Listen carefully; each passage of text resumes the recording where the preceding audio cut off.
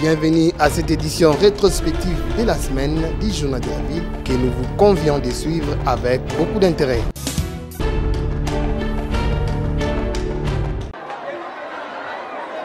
La circonscription électorale de la Lukunga a été en ébullition ce samedi 7 janvier 2023. Une file de plus de 100 000 personnes a conduit l'élu national de cette circonscription, le professeur Tony Mwabakazadi, pour répondre à son devoir civique, celui de se faire enrôler. Parti de sa résidence située au quartier Masangambila, la foule l'a accompagné jusqu'au collège Sainte-Rita où il a répondu à son obligation civique, un exercice qu'il a effectué au bureau d'enrôlement de cet établissement scolaire situé au quartier Cité Pumbu, dans la commune de Mongafula à Kinshasa, aux environs de 12 heures. En sortant de ses bureaux, il a brandi sa carte d'électeur. Se livrant à la presse, l'actuel ministre de l'enseignement primaire, secondaire et technique, le professeur Tony Mwabakazadi, a remercié sa base pour l'avoir accompagné avant de l'inviter à suivre son exemple. Vous savez que 2023, c'est une année électorale. En décembre, les élections générales vont se tenir au niveau de la présidentielle, législative, nationale, provinciale et même locale, et que le processus a déjà démarré avec l'enrôlement des électeurs. C'est pourquoi je suis venu d'abord moi-même montrer l'exemple pour me faire enrôler et obtenir la carte d'électeur, ce qui me donnera le droit et même le devoir d'accomplir mon devoir civique le moment prochain pour les élections. En même temps, je suis là pour sensibiliser la population congolaise en général et tous les électeurs, tous mes électeurs de Lukunga à pouvoir également faire comme moi, à s'enrôler massivement, parce que le moment venu, l'objectif c'est de donner un deuxième mandat au président de la République, Félix Tshisekedi Tshilombo, parce qu'il le mérite. Nous avons un bilan.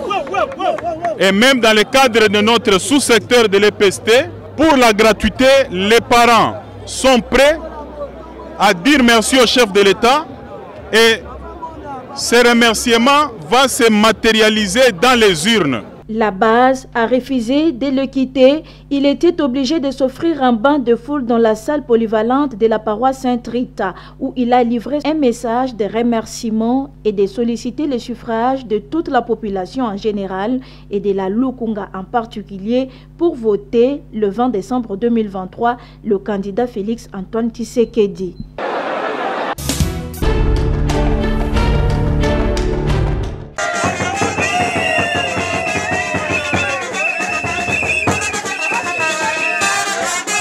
La commune de Matete a vibré ce samedi 7 janvier 2023 après la pluie au rythme des fanfares et des chants entonnés par les membres du collectif Promo Jeunesse Fachi Santé venus accompagner leur leader, le docteur Joël Mundadi, conseiller du chef de l'État en matière de la santé et du bien-être et secrétaire national de l'IDPS en charge de la santé, qui est allé remplir son devoir civique, celui de s'enrôler au centre d'enrôlement de l'ITC Camon au quartier Lokoro. Arrivé sur place avec toute sa base, le docteur Joël Mundadi, qu'on appelle affectueusement l'espoir de Moamba et de Matete, a été bien reçu par les agents de la CENI où il a suivi toutes les étapes exigées par ces derniers. L'enregistrement, l'empreinte digitale, la capture et enfin le chef du centre lui a remis sa carte d'électeur qui fait de lui éligible et aussi électeur. À sa sortie, l'homme du peuple a d'abord félicité le chef de l'État avant de demander à toute la population de s'enrôler massivement afin d'avoir sa carte d'électeur pour donner la majorité parlementaire au chef de l'État aux prochaines élections. Avant tout, je tiens à féliciter le chef de l'État, le président de la République, qui a appelé effectivement massivement la population à se faire enrôler. Et en venant ici, je suis venu aussi accomplir en même temps un devoir civique. Et j'en profite ensemble avec ma base pour lancer un appel solennel, pathétique, à toute la population de Moamba ainsi que de Matete de se faire enrôler massivement. Parlant de la polémique sur la carte d'électeur, Joël Mundadi dit ceci. Contrairement à ce qu'on rencontre, je crois que la carte elle est bonne, viable et fiable, il n'y a pas de débat là-dessus. Je venais de me faire enrôler, vous avez vu, j'ai eu même ma carte. Vous avez fait 30 minutes, 40 minutes? Non, j'ai fait moins de 15 minutes. Juste après, l'initiateur du projet Fati Santé a été accompagné par sa base jusqu'à la cellule du CPJ Fati Santé Matete où il a adressé un mot aux nombreuses mamans venues l'accompagner. Viva! Viva! Fati Santé, viva! Viva! Viva! Viva! Ensemble pour la victoire!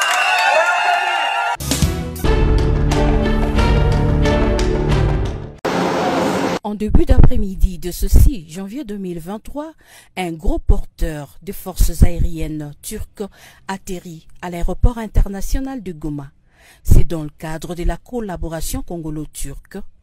Le président de la Turquie, son Excellence Recep Tayyip Erdogan, trouve une bonne manière de dire non à l'agression de la République démocratique du Congo en dotant les forces armées de la RDC du matériel militaire très moderne.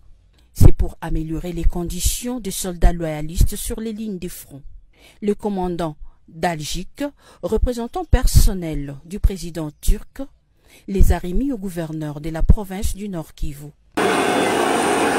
C'est dans un cadre dedans que nous aimerions vous remettre ce papier pour formaliser cette remise.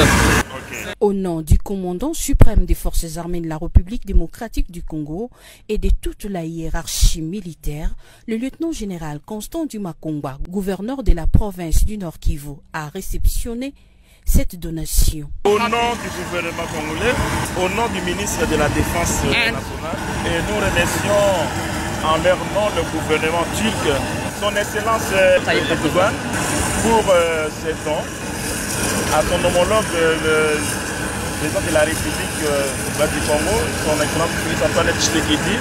Et en leur nom, nous recevons avec beaucoup de joie, au moment où nos unités au front en ont grandement besoin. Nous comptons sur cette coopération que nous croyons dans l'avenir, ça va produire encore beaucoup de fruits pour les biens de nos deux peuples, donc les Turcs et les RD congolais. Il l'a remis à son tour au commandant 3e zone défense, représenté ici par son adjoint en charge des opérations et renseignements. Nous ne faisons que remercier au commandant suprême des forces armées de la République démocratique du Congo et de la police nationale congolaise, à travers son représentant légal dans la province de Nord Kivu, aux efforts consentis qui est en train de se donner pour améliorer tant soit peu son armée. Le matériel que vous nous donnez, je pense que ça va nous soulager beaucoup au front. Ce don est inscrit dans le cadre de la levée de la mesure de notification qui pesait sur la RDC au Conseil de sécurité de l'ONU, fruit de la diplomatie offensive du président Félix-Antoine Tshisekedi suite à la guerre par procuration rwandaise faite à son pays, la RDC.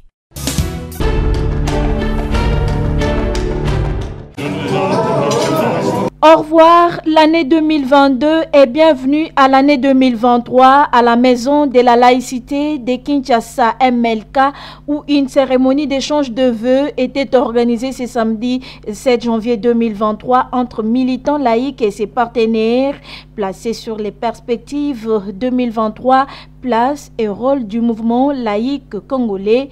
Une occasion pour la Maison de la Laïcité de Kinshasa d'évaluer le travail fourni l'année passée, les actions positives, les difficultés rencontrées et projeter les perspectives d'avenir pour cette année 2023, année électorale en République démocratique du Congo. Dani Boss Singoma est coordonnateur de la Maison de la Laïcité de Kinshasa. Nous avons des grands défis pour 2023. Et nous espérons qu'ensemble, en nous mettant d'abord ensemble au premier jour, nous pouvons relever ces grands défis. Et nous annonçons la tenue de la convention laïque de Kinshasa du 23 au 25 janvier 2023, ici à Kinshasa, en partie ici à la Maison de la laïcité et l'autre partie au centre Wallonie-Bruxelles de Kinshasa. Tout cela, c'est pour que les laïcs congolais soient au centre de tous les enjeux contextuels de 2023, notamment les élections, la protection sociale, le développement en général et tout ce qui s'ensuit. Mais il faut aussi une bonne compréhension de la laïcité et de voir quel est le rôle que peuvent jouer les laïcs effectivement et de comprendre pourquoi la laïcité est inscrite dans la Constitution à son article 1 et que nous devons tous défendre et promouvoir pour le bien de tous. Les élections de 2023 s'approchent. La Maison de la laïcité de Kinshasa, très engagée pour la réussite de ces élections, souhaite voir tout le monde participer. Et pour nous, ce qui intéresse plus, c'est que la population puisse participer et soit capable de se choisir ses dirigeants et que les élections soient ouvertes à tout le monde, sans exclusion. Très heureux d'être compté parmi les gens de 2023, les membres de la MLK et ses partenaires s'expriment.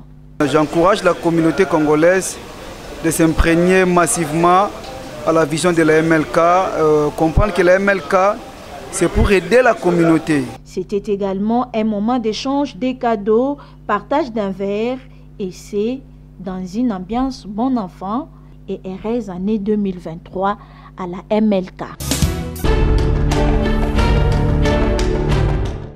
L'opération d'identification et l'enrôlement des électeurs en République démocratique du Congo, la plateforme Agir pour les élections transparentes et apaisées AETA, alerte sur les risques de retarder le processus électoral et la prolongation de l'opération. Au cours de sa première déclaration de l'année 2023, faite ce mardi 3 janvier 2023 à Kinshasa, l'AETA demande à la Commission électorale nationale indépendante, CENI, de dissiper des doutes. Sur le plan logistique, AETA note que dans la première semaine, surtout les 2 premiers jours, beaucoup de centres d'inscription n'ont pas pu être opérationnels, notamment à Kinshasa, surtout à Tchangou, dans le Kwilu au nord du Diofa, au Congo central. Les kits sont arrivés dans certains centres au 3e jour, après le lancement de l'opération. Ce retard risque d'impacter sur la suite du processus en provoquant une prolongation de l'opération. Même le comportement des agents électoraux sur terrain laisse à désirer, s'inquiète l'AETA. Il est de noter que quelques réclamations ont été enregistrées suite au constat que plusieurs agents de la CENI n'ont pas de maîtrise de l'outil informatique, lenteur dans la saisie et faible utilisation de l'application pré-app. La plupart des agents électoraux commis par la CENI n'ont pas donné satisfaction dans leurs prestations au cours de cette première semaine. D'ailleurs, la sensibilisation et la mobilisation des citoyens autour de l'identification et l'enrôlement restent faibles, constate l'AETA. Une bonne sensibilisation électorale avec des outils adaptés aurait permis et permettrait à la population de comprendre et de maîtriser toutes les procédures ainsi que de surveiller l'opération en vue de dénoncer les cas de fraude, d'infiltration et de doublons. Et pour ce faire, la plateforme Agir pour les élections transparentes et apaisées recommande à la Commission électorale nationale indépendante de dissiper des doutes sur l'opération d'identification et d'enrôlement des électeurs, de réajuster des réglages de failles, de faiblesses et de ratés techniques, logistiques et opérationnels, de professionnaliser des opérateurs, de saisir par une formation spécifique accrue. AETA recommande aux partis politiques de ne pas confondre sensibilisation et propagande.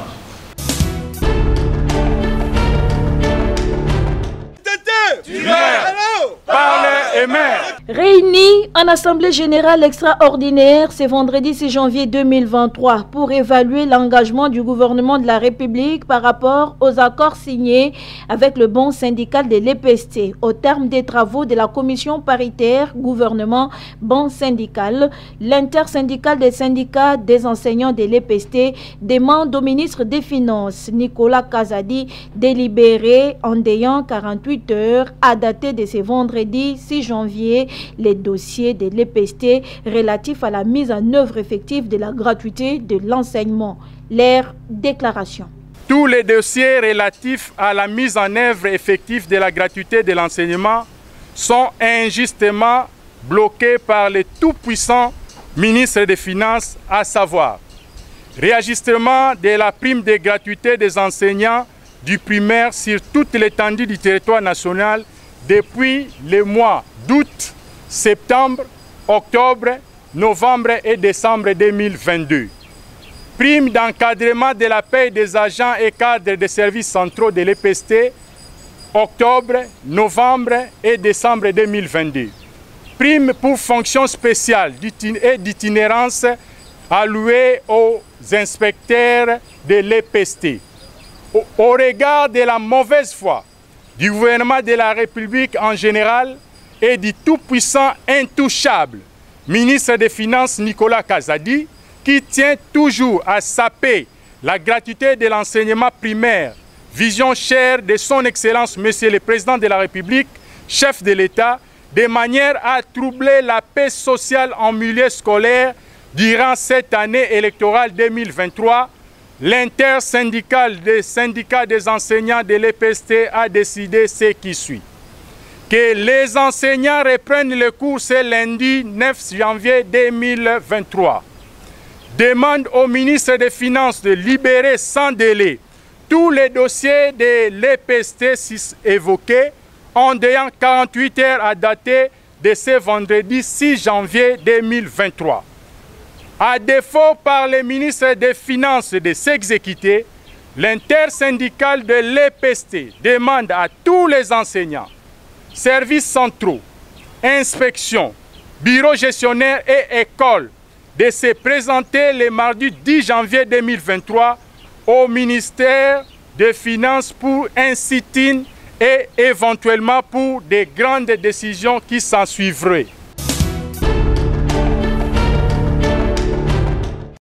Le 4 janvier, date historique pour la République démocratique du Congo, les femmes de l'Union des patriotes nationalistes congolais IPNAC, parti cher au président Corneille Mbala, membre du regroupement politique Alternance 2018 dirigé par Maître Bienvenu Moké, rendent un hommage mérité aux martyrs de l'indépendance qui ont payé très cher pour avoir défendu leur pays, la République démocratique du Congo. Nous, femmes de l'Union des patriotes nationalistes congolais, IPNAC en sigle, saisissons cette occasion historique du 4 janvier pour rendre un vibrant hommage aux martyrs de l'indépendance ayant payé un tribut très cher pour avoir dit non à l'oppression et à l'exploitation de l'homme par l'homme, nous laissant ainsi un exemple. Saluer et féliciter les bravoures au peuple congolais en général et au gouvernement de notre pays, en particulier pour une forte mobilisation de tous les coins et recoins du pays autour de l'appel du chef de l'État, son Excellence Félix Tshisekedi Antoine Tshilombo. Femmes de l'Union des patriotes nationalistes congolais, IPNAC, encourage et félicite les efforts diplomatiques initiés par le chef de l'État, Félix Antoine Tshisekedi Tshilombo. Nous nous engageons à féliciter les efforts diplomatiques initiés par le chef de l'État qui aujourd'hui produisent les effets positifs et motivant les pays membres du Conseil de sécurité à notifier notre pays comme tout autre pays libre à s'acheter tout équipement militaire pouvant aider à défendre l'intégrité territoriale de son pays. Quant à l'opération d'identification et d'enrôlement des électeurs par la Commission électorale nationale indépendante, les femmes de l'IPNAC.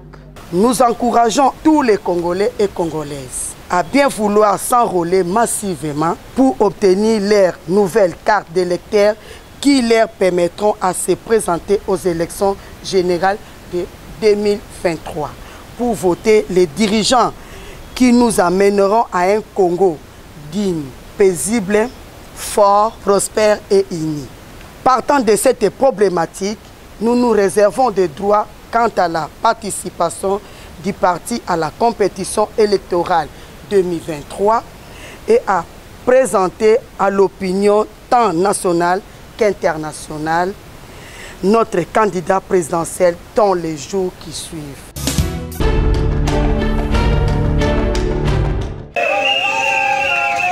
La population de Kimbanseke en colère le mardi 3 janvier 2023 suite au non-respect de l'ordonnance présidentielle nommant les bourgmestres titulaires et adjoints à l'instar de Picasso, Makofi et Jansi. Alors qu'ils s'attendaient à remise et reprise, les habitants de Kimbanseke sont indignés de voir que l'ancien bourgmestre et son adjoint occupent toujours leur poste. Raison pour laquelle ils ont organisé un sit-in en commençant par le quartier Pascal jusqu'à la maison communale de Kimbanseke.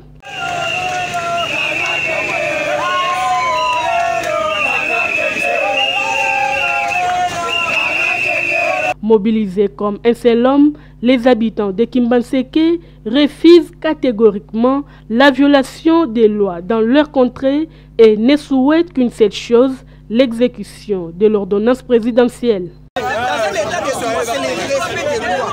Et en plus, nous demandons aux président de la République qui est le garant des bonnes institutions. Nous voulons que Kimbanseke soit respecté.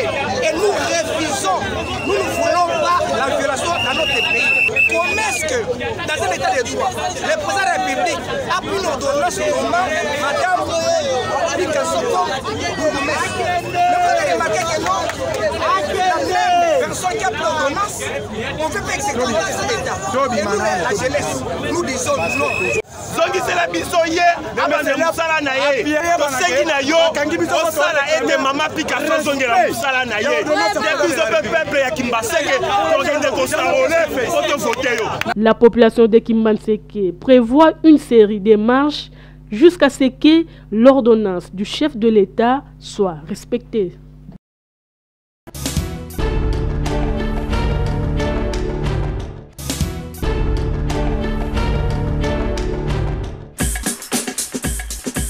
Fin de cette session d'information rétrospective de la semaine du Journal de la Ville. Merci de nous avoir suivis et déjà, nous vous disons bon début de la semaine.